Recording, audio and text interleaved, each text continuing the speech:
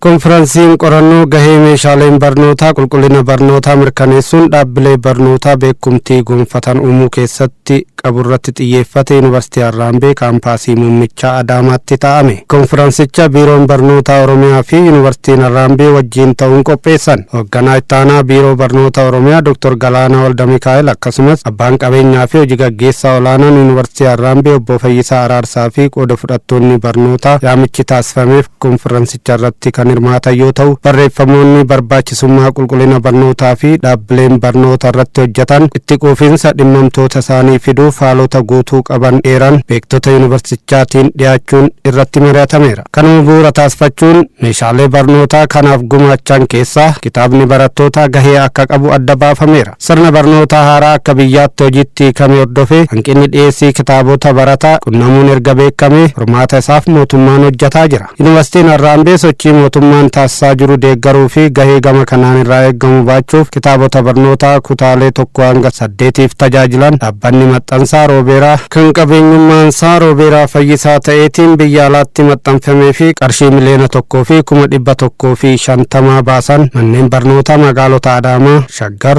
Bishooftuu, Asallaa akkasumas Baatuutiif konferansii kanaan wal maddiitti deeggarsaan kenneera jedhan abbaan qabeenyaa fi hojii gaggeessaa olaanaan yuunivarsiitichaa obbo Fayyisaa Araarsaa. Kana kan taasifnuuf akka dhaabbataatti mootummaa irraa eeguu qofa osoo hin taane mootummaas deeggaruun jijjiirama hawaasaa dhugoomsuufidha kan jedhan obbo Fayyisaan. Gaheen qaamni hunduyyuu taphachuu qaba jechuudha. Kanaafuu san keessaa yuunivarsiitiin Harraambee kitaabilee kana biyya alaatti maxxansee manneen barnoota dhuunfaa Oromiyaa keessa jiran 1 hanga 8 barsiisaniif kitaaba raabsuu eegaleera. Kun rakkoo hundaa hin furaa miti garuu haga ta'e rakkoo isaa hir'isuu danda'a. Akka nama dhuunfaatti immoo ani namoota sirna barnootaa afaan Oromoo yeroo jalqabaaf bocan keessaa tokko waan ta'eef ashaaraa koos itti fufsiisuu qaba kan jedhu irraa ka'eeti jechuun dubbatu. Waggaa 30 dura yeroo dargiin kufu kitaaba afaan Oromoo jalqaba qopheessan keessatti kaarikulamii qopheessan ture ogeessa kaarikulamii jechuudha. San booda immoo waggaa 35 ol hojii barnootaa keessattan ture.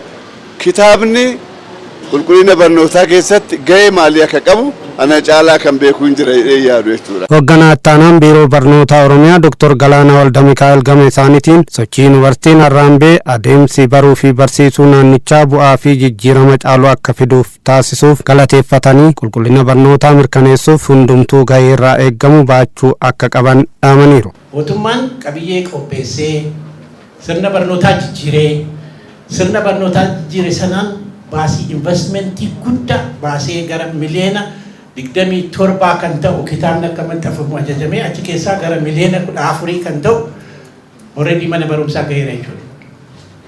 Kana jechuun mootummaan qofti kitaabota kana maxxansee invest irratti godhee lammii hundaaf waliin gahuudhaaf yeroo fudhata.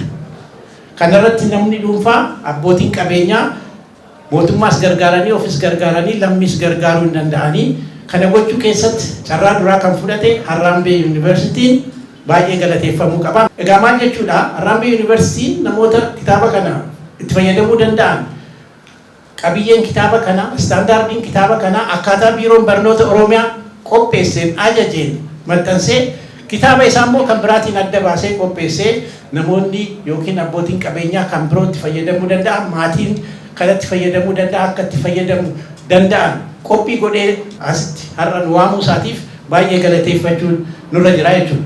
Hirmaattonni konferensichaa wiirtuuwwan teeknooloojii cehumsa gara dijitaalaayizeeshiniitti taasifamu saffisiisuuf yuunivarsiitichatti gurmaa'an daawwataniiru. Deeggarsi kitaabota barattootaa taasifame hanqina gama kanaan jiru salphisuuf nu gargaara. Dhimmoota teeknooloojii wal qabatan yuunivarsiiticha keessatti daawwannis haala qabatamaa keenyaan hojjechuuf haala mijeessina kan jedhan immoo itti gaafatamtoota waajjiraalee barnootaa magaalota kitaabota deeggaramanii keessaa kanneen dubbifnedha. Gara barattoota 180 olidha kan qabnu. Kunneen hundi barattoota kitaaba waliin ga'uu yeroo fudhachuu danda'a.